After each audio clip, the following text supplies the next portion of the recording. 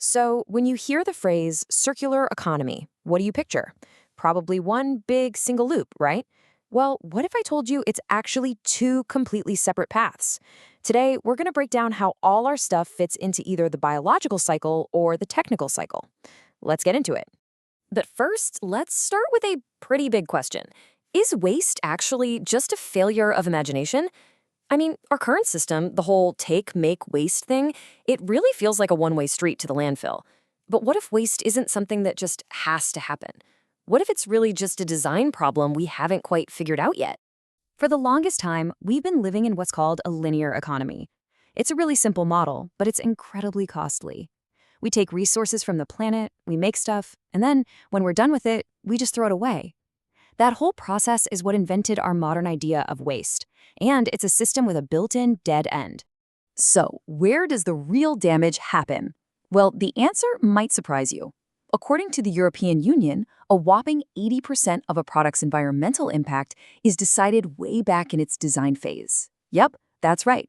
Before a single thing is even manufactured, its fate is pretty much sealed.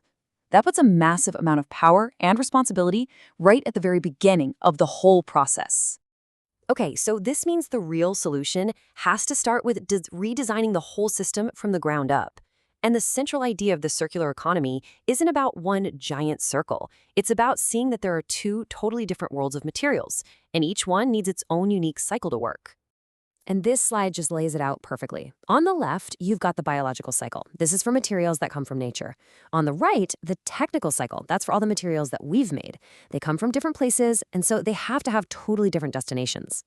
The biological cycle is pretty intuitive. It's for anything that can safely return to the earth. We're talking about things like wood, cotton, or even some really cool new materials made from mycelium. You know, the root network of mushrooms. The whole point here is simple. These things should be able to break down and become food for new life, just like a leaf falling in a forest becomes part of the soil again. Now, the technical cycle is the total opposite. This is the lane for all the man-made stuff that absolutely can't go back into nature without causing a ton of damage. Think plastics, weird chemicals, and all those rare metals inside our electronics. These materials are incredibly valuable, but they have to stay contained in a closed loop where we can just keep recovering and reusing them forever. So let's actually see how this plays out. First up, let's follow a product that was designed for that biological path. Picture some packaging made from that mycelium we mentioned. Its entire life is designed to end up right back where it started, in the earth. And the journey is, well, it's beautiful. Once that packaging has been used, it doesn't get tossed in the trash. Nope, it goes into a compost system. From there, it just naturally breaks down, decomposes, and turns into this nutrient-rich soil that can help something new grow. It's a perfect, complete cycle.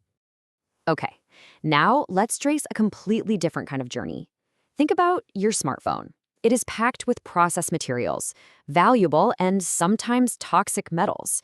This thing belongs 100% in the technical cycle. For products like this, the path has to be a really tight, closed loop. After you're done with it, it gets returned to the company that made it. There, it's carefully taken apart, all its valuable bits are recovered, and those components are used to build new products. The goal is to keep these technical nutrients cycling through our industrial systems forever. So we have these two clean, totally separate pathways. One goes back to the earth, the other loops endlessly through our technology. And this brings us to the single most important, the absolute golden rule of the entire circular economy. So what does happen if we mix them? What happens when those man-made technical things end up in the natural biological stream? Or when, organic stuff gets mixed in with our clean technical loops? The results are a really big deal. And this right here is the heart of the matter. You should never mix the two cycles. When technical materials like plastics end up in the biological cycle, they poison the soil, they poison the water. On the flip side, when organic stuff gets into the technical cycle, it contaminates the pure materials, making high-quality recycling basically impossible. In this system, keeping things pure is everything. And that brings us full circle right back to the power of design. See, to make this system actually work, we can't just cross our fingers and hope for better recycling at the end. We have to be intentional. Every single product has to be designed for one specific path, biological or technical, from the absolute get-go. And the cool thing is, designers have a whole toolkit of strategies to pull this off. They can work on slowing the loops by making products that are just more durable and last a long time. They can focus on closing the loops by designing things that are easy to take apart and recycle.